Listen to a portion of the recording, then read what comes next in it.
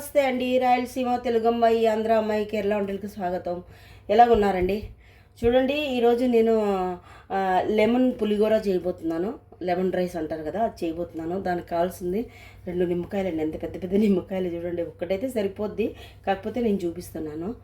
ఎందుకంటే కూరలు ఉన్నాయి, ఏమో కూరలు తినబుద్ధి అవ్వట్లేదండి. ఒక్కదాన్నే ఉన్నాను కదా, అందుకని ఇలా చేసుకుందామని చేస్తున్నాను. దానికి కావాల్సింది 2 నిమ్మకాయలు.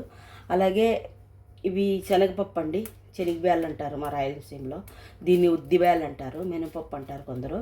అలాగే వచ్చి ఇది ఎండుమిరపకాయలండి, కానీ కరివేపాకు లేదండి ఇంట్లో, అయిపోయింది. హాయ్ అండి, శనగిత్తనాలు కూడా వేయడం మర్చిపోయాను.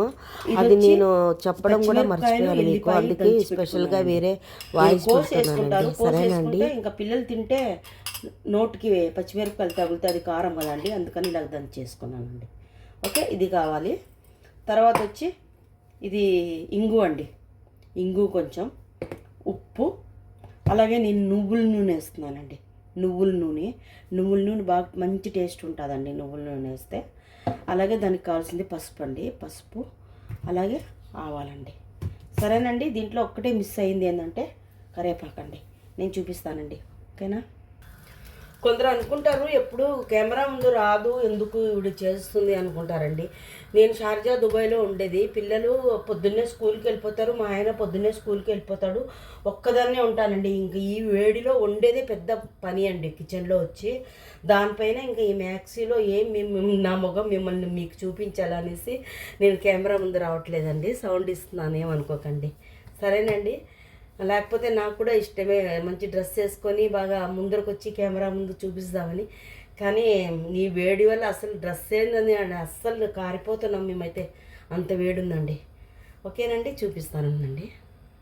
ఇక్కడ ఏసీ ఉంది, ఏసీ లేదని కాదు, 24 గంటలు ఇంకా ఏసీ వేసేదానికి కాదు కదా. చూడండి, ఇది ఆయిల్ వేస్తున్నాను. ఆయిల్ వేసానండి.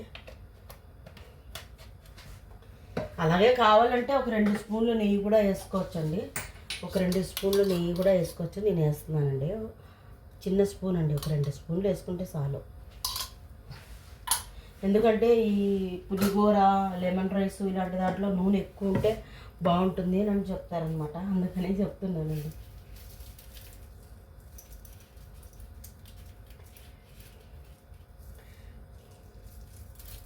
చూడండి, పప్పులు వేసుకున్నాము.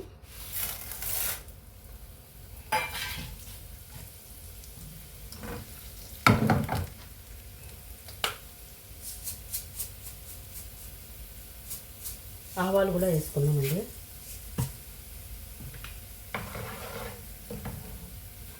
ఎండుమిరపకాయలండి.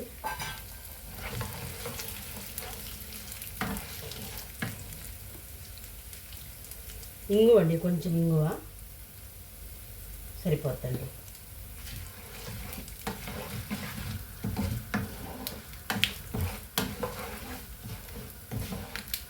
ఇది కొంచెం వేగిన తర్వాత మసాలా వేసుకుందామండి.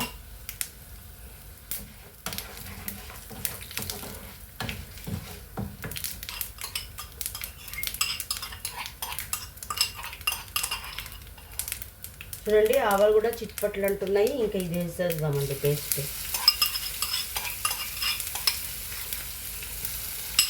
ఇది ఇక్కడ బాటిల్లో కొంచెం చేసి పెట్టుకుంటే మనకి ఎప్పుడన్నా కావాలనుకుంటే అప్పుడు తినొచ్చండి. చాలా బాగుంటుందండి టేస్ట్.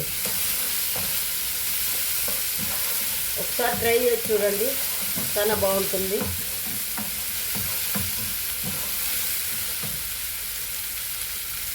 ఇలా పసుపు వేస్తామండి. పసుపు 1 టీ స్పూన్ పసుపు వేసామండి. అలాగే ఉప్పు అండి. తర్వాత మనం అన్నం కలుపుకున్నప్పుడు కావాలంటే అందులో వేసుకోవచ్చండి. ఇది అయిపోయింది. ఇంకా దీంట్లోకి మనం కూడా నిమ్మకాయ జ్యూస్ వేసామంటే నిమ్మకాయ చేదవుతుందండి జ్యూస్.